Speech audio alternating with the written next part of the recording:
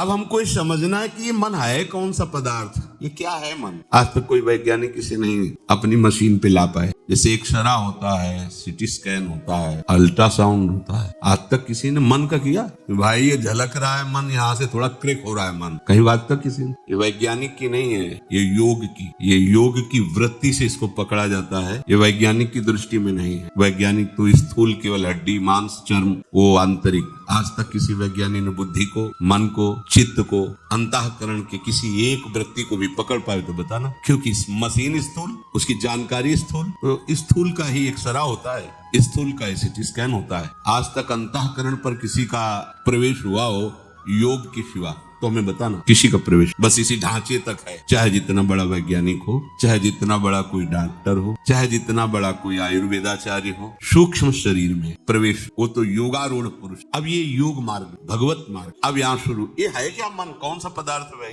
क्या है ये कह रहे हैं कि तुम्हारे जड़ शरीर और परमात्मा आत्मस्वरूप, इसके बीच की एक आकर्षण शक्ति बड़ा विलक्षण है। इसे ना आप जड़ ही कह सकते हो, ना इसे चेतन नहीं कह सकते। आप इसको ये भी नहीं कह सकते कि जड़ आनंद का पूर्ण मूर्तिमान स्वरूप इसी में प्रकट होगा। आप इसे चैतन्य भी नहीं कह सकते क्योंकि प्रकृति से है। मना कष्टानि इंद्रियाणि प्रकृति स्थानि कर्षति, इसी से बंधन और मोक्ष है। इसी से मन एवं मनुष्याणाम कारणम बंध मोक्षयो। यही जब तक ये बिचौलिया इधर रहेगा संसार की तरफ तो आप बंधे हैं, कोई भी हो प्रभु की तरफ आ गया तो आप मोक्ष की प्राप्ति। हम लोग जो उपासना के मार्ग में है, बीच में त्रिशंकु की तरह भी है, ना पूरे प्रभु की तरफ हो पा रहे और ना संसार भी अब अच्छा लग रहा है। ये स्थिति ज्यादा भयावह होती है। कम से कम संसारी मूढ़तावश सही, वो अपने मार्ग में तो है, मूढ़तावश अज्ञान के मार्ग तो उसी में राजी है। 100 कुंतल गेहूं हो गया है, थोड़ी लाही चना हो गया है, बढ़िया है, वो खुशी हो गया, इतने में बढ़िया है। बच्चों का ब्याह हो गया, वो मुक्त हो गया। देखो ना अनुभूतियां, देखो ना,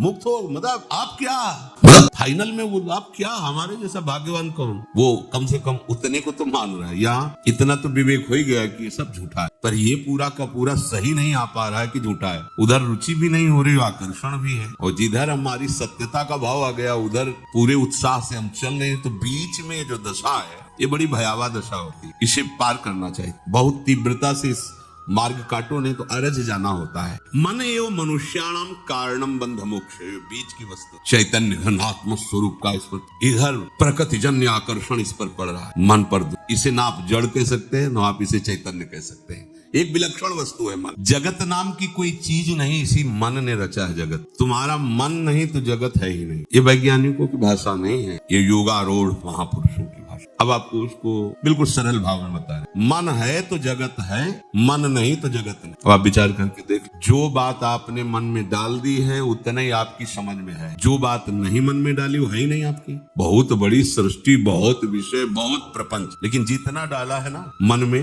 उतना ही आपके है। इसके बाद कहाँ है बताओ। आप सोचो कैसा है हालैंड, थाईलैंड, अमेरिका, कैसा है भला दिखा दे मन आप। लेकिन चित्रपट में भी अगर देखा है और डाल दिया है मन में, मन से ही जगत है, नहीं तो है। बोले है तो तभी तो चित्रपट डाला उसमें, तो वो भी जो चित्र बना किसी मन के द्वारा ही बना है। वो भी जो बना स्थान जिसमें चित्र में डाला गया वो भी मन के द्वारा ही बना है। कैसे? बोले जैसे स्वप्न में शरीर स्थूल पड़ा हुआ है और स्वप्न में पूरे का पूरा संसार रच दिया इस मन ने। मन ही अस्त्र बना, मन ही मारने वाला बना, मन ही मरने वाला बना, मन ही बचाने वाला बना, मन ही खाने वाला बना, मन ही खिलाने वाला बना, जो वस्तु खाई जाती वो मन बना। सब कुछ स्वप्न में केवल मन बना, केवल मन, दूसरा कुछ नहीं। स्वप्न में केवल मन बना और जब जगे आप तो कुछ था क्या, ये कब पता चला? जब जगे। अगर आपको जगत दिखाई दे रहा तो अभी जगे नहीं। स्वप्न में भी ऐसा एक स्वप्न आता कि मैं जग चुका हूं, उसी स्वप्न में स्वप्नांतर भी देख रहा है वो, लेकिन है वो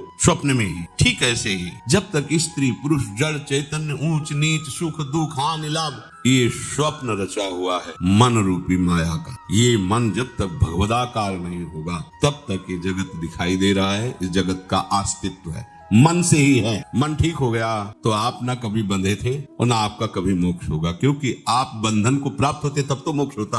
आपको कोई बांध ही नहीं सकता, आप भगवान के अंश हैं। ये संकल्प विकल्प करके जैसे स्वप्न में पूरी सृष्टि रचता है। जनक जी ने तो ये देखा है, एक दिन स्वप्न में देखा कि उनका राज्य छिन गया है, बहुत गरीब हो गए हैं, भूख से बहुत व्याकुल हैं। उन्होंने किसी तरह मांग करके गांव से कुछ चावल और दाल इकट्ठा किया और मिट्टी के उस पात्र में उसको रखकर उपला बीन करके उसको पका रहे थे खिचड़ी। इतने में 2 सांड लड़ते हुए आए, वो खिचड़ी मिट्टी का पात्र फोड़ बड़े भूख से जब जगे अपनी शैया पर, देवताओं को भी जो सुख नहीं महाराज जनक जी को प्राप्त थे। सिया जी के पिता होने का सौभाग्य मिला, ज्ञानियों में शिरोमणि विदेहराज। ये क्या था? भूख से व्याकुल दर दर भटक रहा था। ये सत्य कि अभी इस राज वैभव में, कि ये सत्य कि वो क्या? एक शब्द में अष्टावक्र जी ने उत्तर दिया था, ना ये सत्य ना वो सत्य। जिसे तुम जागृत में देख रहे हो ये मोह निद्रा का स्वप्न है, और जिसे तुम स्वप्न में देखा था वो तमोगुणी निद्रा का स्वप्न है। दोनों स्वप्न ही है। ये दोनों स्वप्न मन के बनाए हुए हैं, नहीं तो भगवान के सिवा एक कण भी कोई और नहीं। पक्की बात है। ये मन जब तक भगवदानंद में युक्त नहीं होता तब तक ये जगत का प्रपंच स्वयं रचता रहता है। ये जिस पदार्थ को ग्रहण करता वही रूप बना लेता है अपना। देखो गुलाब जामुन, मन बन गया गुलाब जामुन, स्वाद बन गया,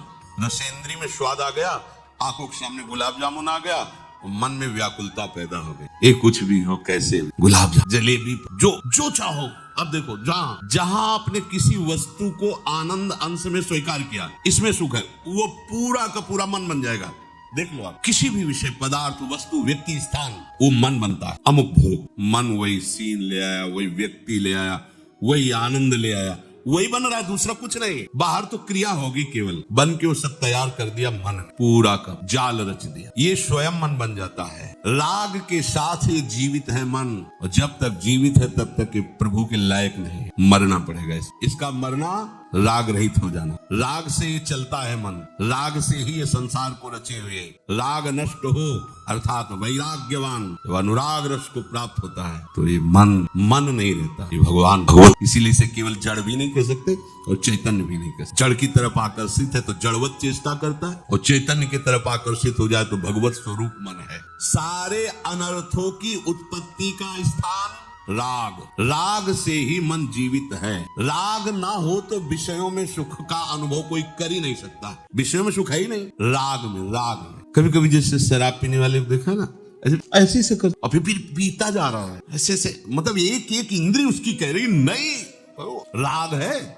ऐसे भी दर्शन हुए, यही देखा है परिक्रमा मार्ग में, धाम के सामने बीच से नाली रज का था। पहले तो रोड बना ही नहीं, शाम के बाद कोई नहीं निकलता था इधर से, कभी कोई ब्रजवासी ऐसे, गाड़ी वाड़ी तो सवाल ही नहीं था, स्कूटी आदि तो इधर, बड़ा आनंद रज, और नाली बीच से बहती थी ऐसे टेढ़ी में। हमने देखा कि एक आदमी जो है जैसे कोई बैतरणी पार कर रहा हो तो किनारे खड़े विचार करता है। रात्रि थी 8 बजे, वो कदम बढ़ाता है फिर लौट जाता है। ऐसे कोई नाली है, मतलब जरा सी नाली ऐसे, मतलब 10-5 मिनट तो विचार मग्न रहा कि जैसे किस उपाय से दरिया पार की जाए। जैसे आप सच्ची वाली पैर उठाया उसी नाली में गिर गए, मतलब नाली नहीं पार कर। और जब अब ये हुआ कि अब मर न जाए नाली, तो उसको बदबू आ रही थी, जब उठाया ऐसे उसकी, मतलब राष्ट्रपति भी ऐसे बोलने में हिचकेगा, अहम की धरा चरम सीमा की, उसको लग रहा है आनंद में निमग्न, नाली में पड़ा है आनंद। देखो क्या हुआ, राग मान लिया उस। कैसी दूसरे लोग देख करके उपहास करते, घृणा बुद्धि करते, लेकिन वो दूसरे दिन फिर उसे पैसा लगा। ये सारा का सारा अनर्थ राग में छुपा है। और ये राग कहाँ है? मन। अगर मन वैरागी हो जाए, अभी परमानंद की अनुभूति, ये जिस विषय में दुख देख लेगा उसे भूल कर नहीं करेगा, पर राग छुपा होने के कारण बातों से भले कहे। जैसे अब उसी का लड़का अगर कहीं ठेके पे खड़ा दिखाई दे, यद्यपि वो शराबी, पर उसको चुभेगा, वो कहेगा बेटा तुम बिल्कुल बेकार है, देखो हम बर्बाद हो चुके हैं, ज्ञान है, तुम देखो हमारी बात आज खाई दी, कभी मत आना, ये बहुत गलत। पर वो खरीद के पिएगा, फिर दुर्दशा को प्राप्त। इसे दुख नहीं कहते, इसे दोष दर्शन। जिस दिन दोष दर्शन कब होता है? जब ये लगेगा कि वास्तविक इसमें सुख नहीं है, तो मेरा उपहास कर रही इंद्रिय। कब तक ऐसा होता है? या किसी महात्मा की वचन स्वीकृत हो जाए। एक शराब पी रहा था बैठे और उपहास करने में प्रवीण था, तो वहां से संत ने, और संत जिस नशे में होते हैं उसको क्या पता, अरे वो तो पौआ लगाए होगा, आधा लीटर पिए होगा। संत तो परमानंद को पिए हुए हैं, मस्ती से जाए तो बोले बाबा लगा ले थोड़ी, जीवन बर्बाद के घूम रहा है। तो नजदीक आए और ऐसे बोले बेटा, ओहो तुम्हारे भाग्य को मैं पढ़ के देख रहा हूँ, तुम तो 7 दिन में मर जाओ, गिलास रख। वो संत है, उनका नशा अलग नशा है। बोले बेटा भगवान को साक्षी करके कहते हैं हमारे वचन मिथ्या नहीं, 7 दिन में तो नशा उतर गया। चरणों में महाराज क्या बोले, बेटा एक उपाय, अगर तुम गोविंद गोविंद गोविंद गोविंद ऐसा शुरू करो तो तुम्हें दुख नहीं होगा, तुम भगवान को प्राप्त, और हो सके तो शराब मत पीना, 7 दिन में तो मर ही जाना है। कभी नहीं घर गया, किसी से बात नहीं किया, कमरे में खाना पीना में मर ही जाना है 7 दिन, गोविंद गोविंद गोविंद। 7वें दिन संत भगवान पहुंचे, उसके आंसू चल रहे थे। गोविंद बोले, महाराज कितने घंटा रह गए हमारे लिए।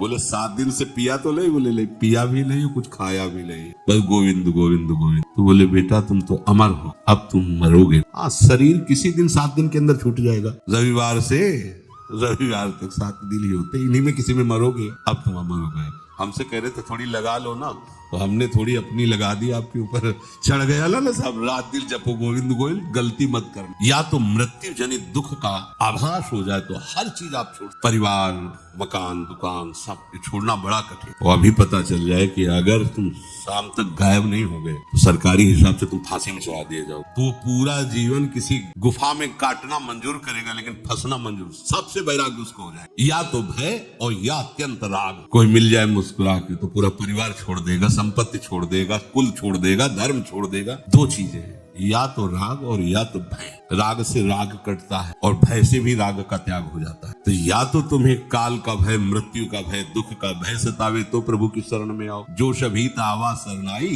तो रखियो ताई प्राण की नाई। या तो सत्संग सुनकर भयभीत कर लो अपने मन को और प्रभु की तरफ ले चलो, और या फिर इसे राग से लाओ। जितने सुंदरताएं हैं वो सब हमारे प्रभु, सुंदरता के समुद्र, करुणा के कैसे वैदग्ध सिंधुर अनुराग रसैक सिंधुर वात्सल्य सिंधु रति सांद्र कृपैक सिंधु लावण्य सिंधु रमत छवि रूप सिंधु श्री राधिका स्फुरत में हृदय के समुद्र है हमारी प्यारे। ऐसा अंदर भाव करो और मन को समझाओ उनके नाम के प्रति, उनके रूप के प्रति। यदि इसे कहीं जब इधर लगता है तो उसे राग कहते हैं, इधर कहते हैं तो अनुराग, प्रभु की तरफ अनुराग। या तो इधर इसका राग शुरू हो जाए या भय हो जाए, ये 2 ही पद्धति से हटाया जा सकता है। तीसरी पद्धति या तो भयभीत हो जाए, ये कुछ ऐसा कोई विश्वसनीय आदमी से भय से मिले तो ये संभल सकता है, बड़ा चतुर है। अगर सत्संग में थोड़ा भय लगा कि हम गलत है तो माया बाहर ऐसे पार्षद भेज देती कि पूरे सत्संग पर पोछा लगा। तो बोलेंगे इसे, मौज लो यार, एक घूंट लो तुम्हें हमारी कसम, अरे तुम मर जा, आप नहीं पिएंगे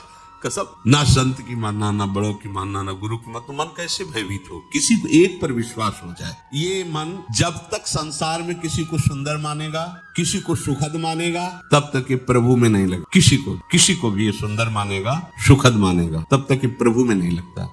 लगाने की कोशिश करो, देखो वहीं जाएगा जहां आपने सुखद माना है, सुंदर माना है। कुछ ऐसा हो जाए कि उसमें दोष दर्शन होने लगे तो बच जाओ। शास्त्र स्वाध्याय से, सत्संग से, भगवान नाम जप से ये बात हो दिखाई देने। आप नाम जप करते हुए किसी भी विषय का सेवन तो आप देखोगे उसमें सुख नहीं, स्वाद नहीं। तभी आप उसका स्वाद सुख ले सकते हैं जब प्रभु का विस्मरण होगा। प्रभु की विस्मरण स्थिति में ही विषय में तुम्हें आनंद भासेगा, नहीं तो नाम का प्रकाश जब रहेगा विषय में सुख है ही नहीं। किसी विषय में कहाँ सुख है, विचार करके देख लो। ये मन लगाओगे भी तो विषय में नहीं लगेगा। यदि से दोष दर्शन हो गया, असलियत पता चल जाए, फिर ये नहीं लगेगा, फिर तो नहीं। अगर कभी किसी संयोग के साथ जाएगा भी तो तत्काल वापस आ जाएगा, घृणा बुद्धि हो जाएगी। नहीं। इसलिए संसार के जो ब्रह्मा के रचे हुए पदार्थ है, चाहे लौकिक हो चाहे परलौकिक, इनमें सुख नहीं है, दुख है, दोषों से भरे हुए हैं। भाई ये बात आप मान लो कि इनमें दुख है, दोषों से भरे हुए। पागल बना है, देखो ना, मीठा खा के नमकीन खा, अलग अलग स्वाद देखो, अलग अलग, ये तो जीवन ही बर्बाद। संसार की दृष्टि से देखो